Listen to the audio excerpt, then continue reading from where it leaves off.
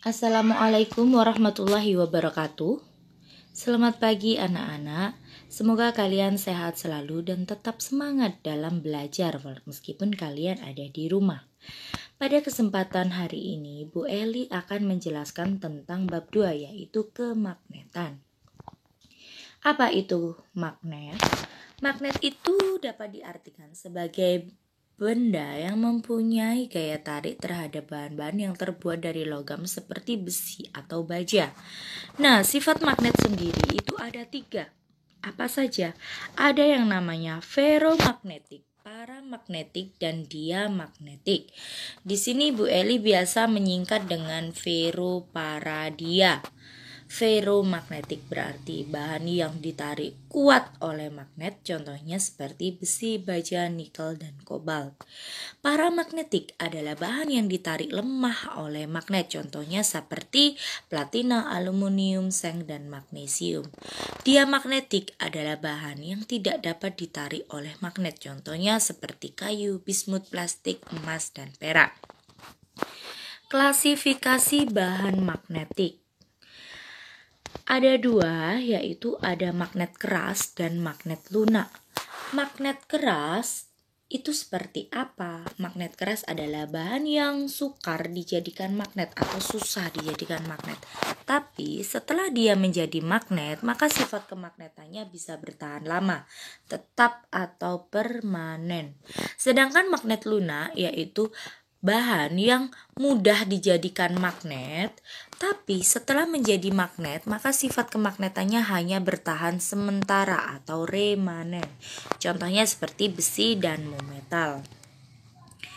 Karakteristik magnet. Di sini ada bermacam-macam karakteristik dari magnet. Nah, sebelum itu, Ibu akan menjelaskan dahulu tentang bahan magnet. Apabila bahannya itu belum menjadi magnet, maka arah magnet elementernya itu tidak teratur seperti ini, yang sifatnya juga saling meniadakan. Namun ketika bahannya itu sudah menjadi magnet, maka magnet elementernya itu tersusun teratur dan searah seperti gambar di nomor 2. Apa itu Bu magnet elementer? Magnet elementer yaitu magnet-magnet sangat kecil yang tersusun pada benda magnetik. Untuk karakteristik yang kedua, yaitu magnet memiliki 2 kutub, yaitu utara dan selatan. Apakah selalu? Iya, selalu. Jadi magnet selalu memiliki 2 kutub. Misalkan, Bu Eli memiliki sebuah magnet. Magnet itu terdiri dari kutub utara dan selatan. Kemudian magnet ini Ibu potong menjadi 2. Apakah hasil potongannya masih memiliki sifat kemagnetan? Ya, ternyata hasil potongannya setelah dibagi 2 ini, pada gambar yang kedua ini, dia masih memiliki sifat kemagnetan dan memiliki 2 kutub. Di sini utara, maka ini utara, sisanya selatan. Ini selatan, maka ini selatan, sisanya utara. Bu, apabila saya ingin memotongnya menjadi 2 lagi bisa? Boleh. Nah, bagaimana sifatnya? Sifatnya juga sama. Ini selatan, maka ini juga selatan. Ini utara, sisanya selatan, ya. Kemudian, ini kan selatan, ini selatan, sisanya utara. Ini utara, sisanya selatan, dan seterusnya. Jadi kesimpulan yang bisa diambil apa? Ketika magnet itu dipotong meskipun sangat kecil sekali, ternyata dia masih tetap memiliki sifat kemagnetan. Memiliki 2 kutub, yaitu kutub utara dan kutub selatan. Untuk karakteristik yang kedua, yaitu kutub sejenis, dia akan tolak menolak. Kalau tidak sejenis, dia akan tarik menarik. Berikutnya dapat menarik benda logam tertentu. Berikutnya yaitu gaya tarik magnet terbesar terdapat pada kutub-kutub magnet atau ujung-ujung magnet. Macam-macam bentuk magnet. Magnet itu anak-anak memiliki bentuk yang bermacam-macam. Apa saja bentuknya? Ada magnet batang, silinder, cakram, tapal kuda, cincin, dan magnet jarum. Tergantung apa mau dipakai apa magnetnya ini? Mau dimanfaatkan seperti apa? Contohnya, ketika Bu Eli ingin membuat suatu kompas, maka magnet apa yang Ibu gunakan? Ya, Bu Eli akan menggunakan magnet jarum. Nah, selanjutnya di sana tadi Bu Eli sudah menyinggung tentang magnet itu bisa dibuat. Nah, seperti yang di sini tadi, mudah dijadikan magnet. Maksudnya apa mudah dijadikan magnet? Iya, berarti magnet itu bisa dibuat. Bagaimana cara membuatnya? Ada 3 cara untuk membuat magnet. Yang pertama yakni digosok, yang kedua diinduksi atau didekatkan, dan yang ketiga adalah dengan dialiri arus listrik atau elektromagnetik. Oke, Ibu akan menjelaskan satu persatu. Yang pertama adalah digosok. Cara membuat magnet dengan cara menggosok harus dilakukan searah agar magnet elementernya tersusun teratur. Nah, di sini ada magnet permanen utara dan selatan pada gambar hijau ini ya. Utara ini nempel di mana dulu? Nah, begitu cara menentukan kutub magnet yang kita buat tadi itu bagaimana? Kita lihat. Ini kan kutub utara magnet, kutub utara. Arah menggosoknya dari mana ke mana? Ini adalah dari kanan ke kiri. Ini adalah arah menggosoknya dari kanan ke kiri. Sehingga utara itu nempel di sisi kanan dulu. Karena ini adalah utara, maka sisi kanan menjadi utara. Sehingga sisi kiri sisanya yaitu selatan. Nah, kutub yang terbentuk adalah seperti ini. Catatan penting, yang digosok pertama kali kutubnya sama dengan kutub magnet penggosok. Nah, jika kalian kurang paham, kita ke contoh soal yang pertama. Di sini Ibu memiliki sebuah batang P dan Q digosok dengan sebuah magnet. Maka bagaimana kutub yang terjadi? Bagaimana kutubnya? Nah, kalian lihat dulu, amati dulu. Dari mana arah penggosoknya? Ternyata arah penggosoknya adalah dari kanan ke kiri. Seperti ini, iya kan? Sehingga kutub selatan itu nempel di P atau Q. Nempelnya di Q dulu. Sehingga Q-nya menjadi kutub selatan sama dengan kutub penggosoknya. Sehingga P sisanya adalah kutub utara. Kita ke soal nomor 2. Di sini ada sebuah batang X dan Y digosok dengan magnet selatan dan utara. Amati dulu dari mana arah penggosoknya. Arah penggosoknya yaitu dari kiri ke kanan. Berarti kutub selatan ini nempel di mana dulu? Kutub selatan ini nempel di X dulu. Sehingga X-nya menjadi kutub selatan dan Y-nya adalah kutub utara. Sampai di sini kita lanjutkan ke cara cara membuat magnet yang kedua, yaitu diinduksi atau didekatkan. Tidak jauh berbeda, namun juga tidak sama cara pembacaannya. Bagaimana cara pembacaannya? Misalkan ini harus berlawanan dengan kutub yang didekatkan. Misalkan di sini kutub yang didekatkan dengan magnet ada S dan U. Ada S dan U. Maka A-nya kutub apa? Harus berlawanan. Ini utara, berarti ini adalah selatan. B-nya adalah utara. Jadi kalau di induksi itu harus berlawanan. Selanjutnya ini. Ini kan utara. Ini adalah utara. Ini selatan, maka ini adalah utara, ini selatan. Begitu ya anak-anak. Kita ke contoh soal. Sebelum itu perhatikan catatan penting yang Ibu stabilo ini. Ujung logam yang ujung logam yang didekati magnet akan menjadi kutub magnet yang berlawanan dengan kutub magnet yang mendekati. Nah, di sini Ibu memiliki tiga contoh soal. Nah, contoh soal yang pertama dulu. Ini ada magnet utara dan selatan didekati pada batang A dan B. Maka kutub apakah A dan B itu? Lihat, di sini yang mendekati adalah selatan. Otomatis A adalah lawan kata selatan, yaitu utara. B-nya jadi selatan. Jadi B-nya menjadi kutub selatan, sisa dari utara. Kita ke nomor 2. Ada dua kutub, selatan dan utara. Ternyata utaranya itu lebih dekat dengan A, sehingga jadi kutub apakah A itu? Jadi kutub selatan lawan katanya, sehingga B-nya adalah utara. Gampangannya seperti itu ya anak-anak. Nah, contoh soal nomor 3. Ini ada magnet, sebuah magnet didekatkan pada batang B dan A. Jadi, apa kutub B-nya itu? Karena ini adalah selatan, maka ini adalah utara, sisanya adalah selatan. Bu, apabila di sini ada sebuah paku C dan D, jadi apakah kutubnya itu?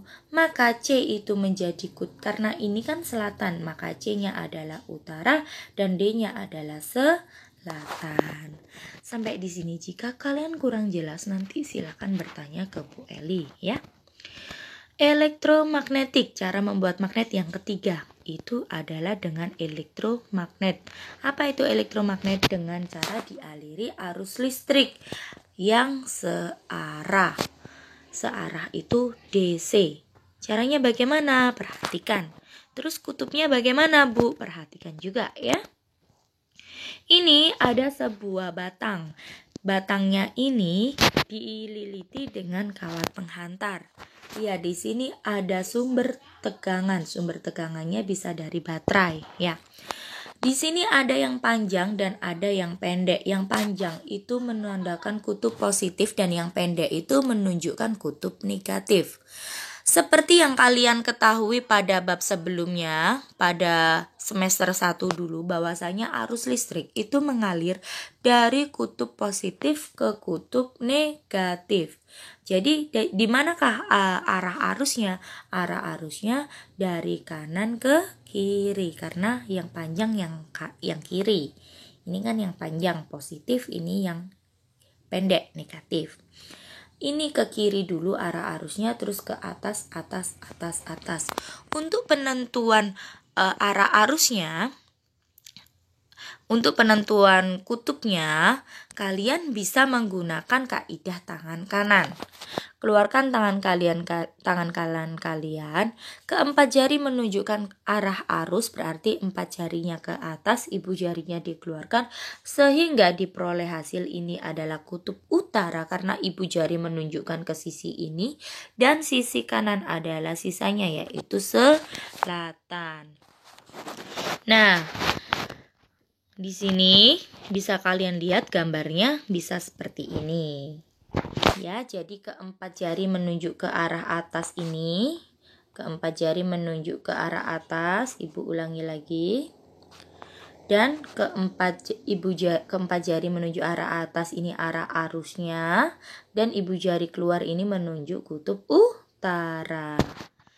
Kalau kalian kurang paham, kita ke latihan soal. Contoh soal nomor 1. Nah, baik anak-anak, kalian disuruh untuk menentukan kutub magnet ini. Apa kutubnya? Tentukan dulu. Arah arusnya kemana? Berarti kalian harus mengidentifikasi. Ini yang positif, ini yang negatif. Arus listrik mengalir dari positif ke negatif, berarti arahnya ke sini, ke kiri, dari kanan ke kiri. Berarti arusnya ini ke kanan, ke atas, ke bawah, bawah. Keempat jari menunjukkan ke bawah, ibu jari keluar, sehingga ini adalah utara dan ini adalah selatan. Ibu ulangi lagi. Keempat jari menunjukkan ke bawah arah arusnya, sehingga ibu jari keluar, ibu jarinya menunjuk ke arah Y, sehingga Y jadi kutub utara dan X menjadi kutub selatan. Selanjutnya kita ke contoh soal nomor 2. Lagi-lagi, jika kalian mendapatkan soal seperti ini, apa yang harus kalian lakukan?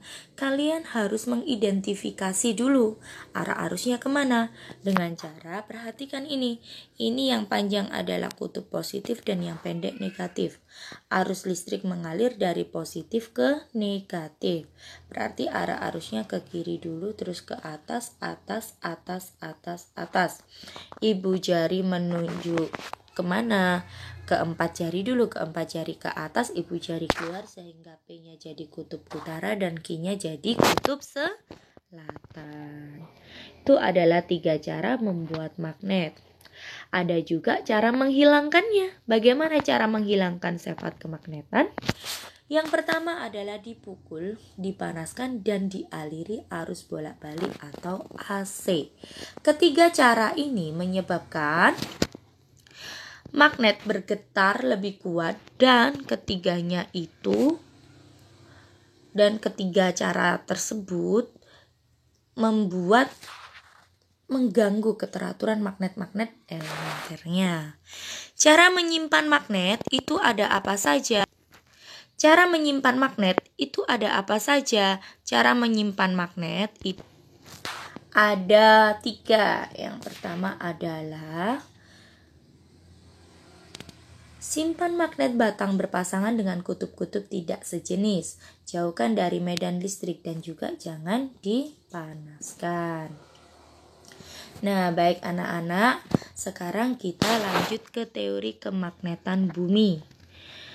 Sebelum itu ibu kasih tahu ke kalian bahwasanya jarum kompas itu selalu menunjuk ke arah utara dan selatan. Kenapa hal itu bisa terjadi? Karena adanya gaya tarik-menarik antara jarum kompas dengan magnet bumi. Jika kalian perhatikan pada ilustrasi Bu Eli seperti ini. Nah, ini kutub utara, ini adalah kutub utara geografi. Dan ini adalah kutub selatan geografi.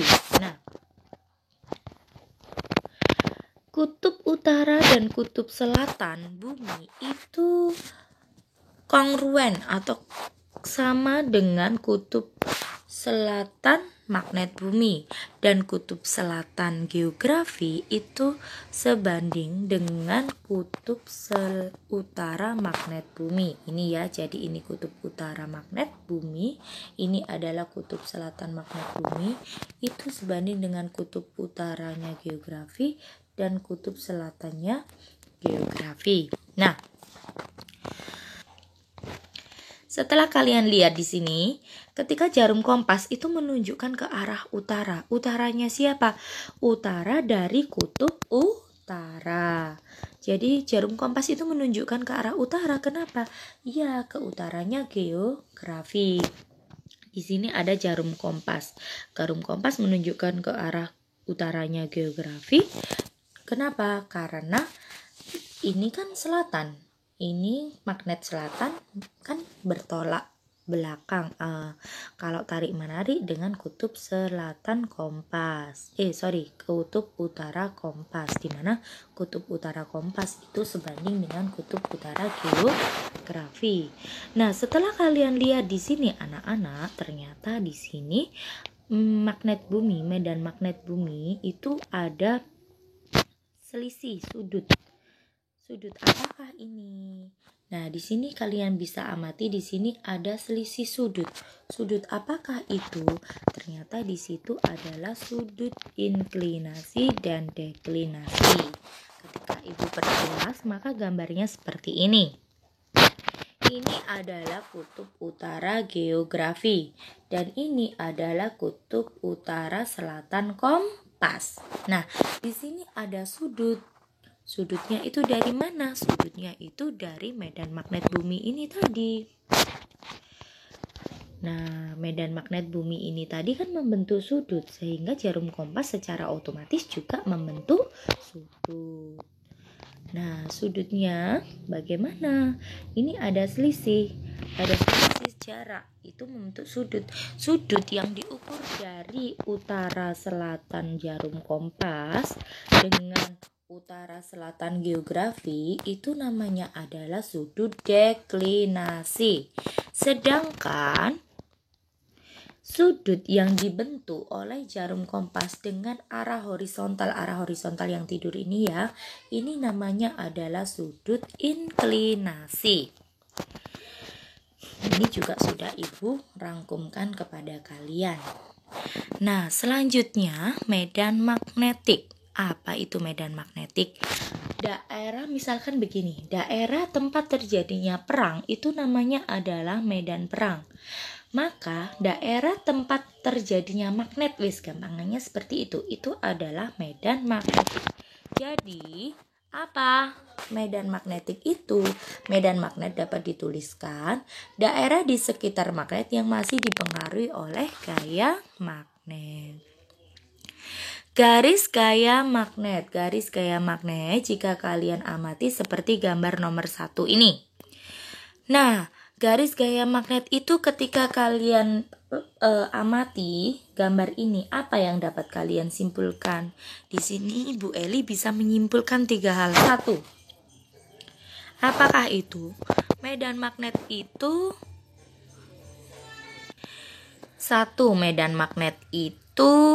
tidak pernah berpotongan.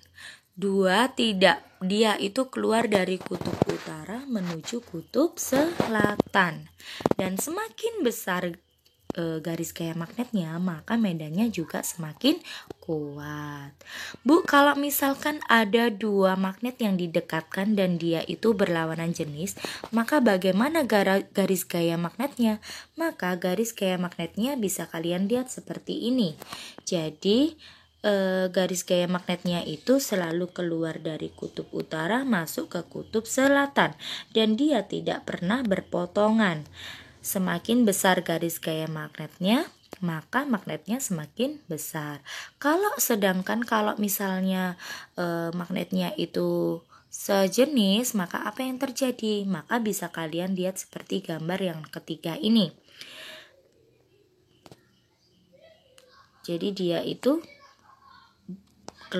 arahnya keluar semua karena dari utara menuju ke selatan. Ini dia tolak menolak. Sedangkan gambar nomor 2 ini dia tarik menarik. Ini ya aturannya itu tadi udah Ibu singgung. Kita lanjut ke medan magnet ketika kawatnya berarus. Bagaimana? Penelitian ini dilakukan oleh Hans Christian Ørsted. Nah, di sini Ibu bisa merangkumkan ada 2 hal. Apa saja? Yang pertama, di sekitar kawat berarus itu terdapat medan magnet, anak-anak. Berikutnya adalah arah medan magnet itu bergantung pada arah arus. Nah, penentuan garis gaya magnetnya menggunakan kaidah tangan kanan, di mana ibu jari menunjukkan arah arus dan keempat jari menunjukkan arah medan magnet. Medan magnet dilambangkan dengan B. Nah, gambarnya bagaimana sih Bu? Saya kok bingung. Kalau kalian bingung, kalian bisa mengamati ilustrasi Bu Eli yang sudah Ibu siapkan seperti ini. Ini adalah batang kawat berarus, ini kawat panjang berarus. Nah, maka menentukan medannya dengan kaidah tangan kanan, di mana ibu jari menunjukkan arah arusnya dan keempat jari menunjukkan arah B-nya. Ini jadi B-nya arahnya dari kiri ke kanan. Kalau misalnya batangnya kawat melingkar Bu, bagaimana? Kalau kawat melingkar, maka bisa begini gambarnya. Jadi kawatnya tetap dipegang, seakan-akan seperti dipegang. Nah, arah arus itu ditunjukkan oleh ibu jari, dan keempat tangan jari ini menunjukkan arah B-nya, arah medannya. Kok tahu Bu kalau arusnya itu ke atas? Ya seperti kalian lihat di sini. Ini kan yang positif, ini kan yang negatif. Arus listrik mengalir dari positif ke negatif. Berarti arahnya ke kanan. Arusnya ke kanan, keempat jarinya keluar, dimasukkan memegang lingkaran, maka arah B-nya ketemu dari kanan ke kiri. Berikutnya ada medan magnet pada solenoida. Gambarnya bisa kalian lihat seperti ini. Ini adalah arah arusnya. Arah arusnya berarti ini ke atas, ini ke bawah, keempat jari ke bawah, maka B-nya arahnya dari kiri ke kanan. Nanti ketika di MA kalian akan mendapatkan satu lagi. Ketika solenoidanya ini dilingkarkan. Namanya kalau tidak salah namanya adalah toroida. Nah, tuh. Sekian anak-anak pelajaran hari ini. Semoga ilmu yang kalian dapat itu bermanfaat dalam kehidupan kalian.